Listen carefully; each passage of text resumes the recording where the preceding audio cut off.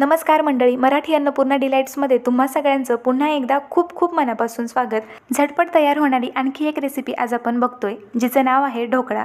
या ढोकळ्यासाठी तुम्हाला दह्याची किंवा डाळी भिजत घालण्याची अजिबात गरज नाही, कारण आज आपण इन्स्टंट ढोकळा बनवतोय। प्रत्येकाच्या स्पीडचा विचार केला तर थोडाफार टायमिंग मागे पुढे होऊ शकतो, पण अगदी 15 ते 20 मिनिटांमध्ये तुम्ही हा ढोकळा बनवू शकता।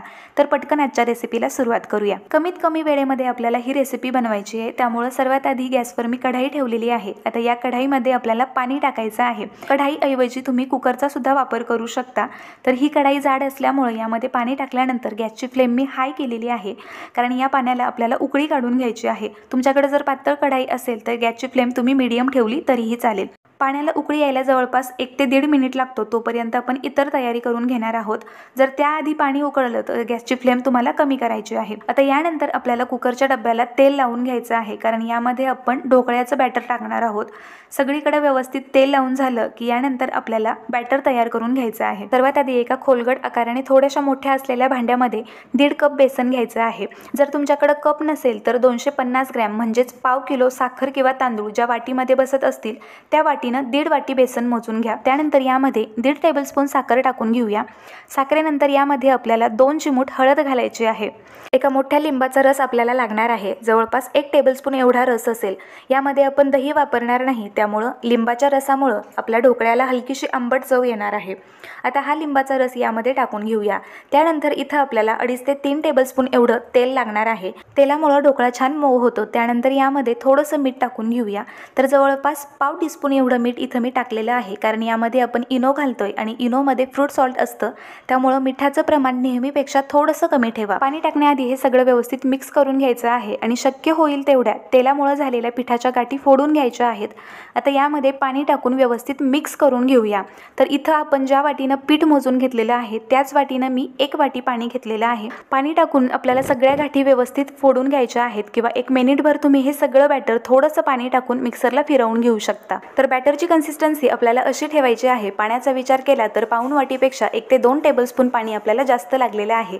बेसन पीठ तुम्ही जर हलक्या हाताने दाबून घेतलं तर तुम्हाला पूर्ण 1 वाटी पाणी सुद्धा लागू शकतं। मधोमध कड देऊन 2 छोट्या छोट्या हिरव्या मिरच्या यामध्ये मी टाकलेल्या आहेत। आता यामध्ये इनो टाकून घेऊ।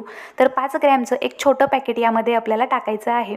इनो टाकल्यानंतर हे सगळं बॅटर पटपट मिक्स करून घ्यायचं आहे। तर तुम्ही बघू शकता इनो टाकल्यानंतर काही सेकंदातच बॅटर फुलायला सुरुवात झालेली आहे, त्यामुळे इनो टाकल्यानंतर एकाच दिशेने फिरवत पटपट हे बॅटर मिक्स करून घ्यायचं आहे। डब्यामध्ये बॅटर टाकल्यानंतर एक 15 ते 20 सेकंदासाठी हा डबा व्यवस्थित टॅप करून घ्यायचा आहे, म्हणजे यातले एअर बबल्स निघून जातील।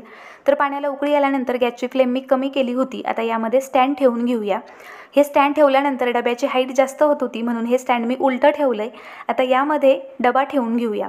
आता कढाईवरती झाकण ठेवून घेऊया। झाकण ठेवल्यानंतर कढाईमधून वाफ बाहेर पडणार नाही याची काळजी घ्या, नाहीतर ढोकळा व्यवस्थित फुगणार नाही।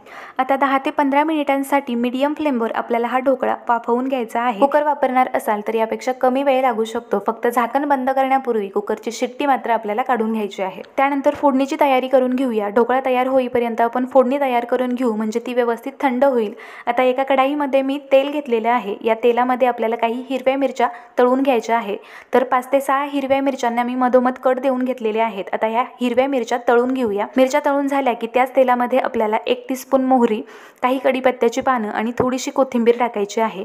यामध्ये 2 टेबलस्पून साखर टाकून घेऊया। नंतर यामध्ये आपल्याला अर्धा कप पाणी घालायचं आहे। पाणी टाकल्यानंतर अगदी थोडंसं मीठ घातलेलं आहे। व्यवस्थित मिक्स करून घेऊया। एक उकळी काढून घेऊ आणि गॅसची फ्लेम बंद करूया। तर ढोकळा आपला तयार झालेला आहे। गॅसची फ्लेम मी बंद केलेली आहे। एका सुरीच्या मदतीने चेक करून बघूया। तर सुरी क्लीन निघालेली आहे, याचा अर्थ ढोकळा व्यवस्थित शिजलेला आहे। हलकासा कोमट असताना ढोकळा सुरीच्या मदतीनं डब्यापासून सेपरेट करून घेऊया। तर तुम्ही बघू शकता तळाची बाजू वरती आली आहे। तर इथं मी गार्निशिंगसाठी म्हणून ढोकळ्याच्या वरच्या बाजूनं अगदी थोडंसं फोडणीचं पाणी टाकतेय।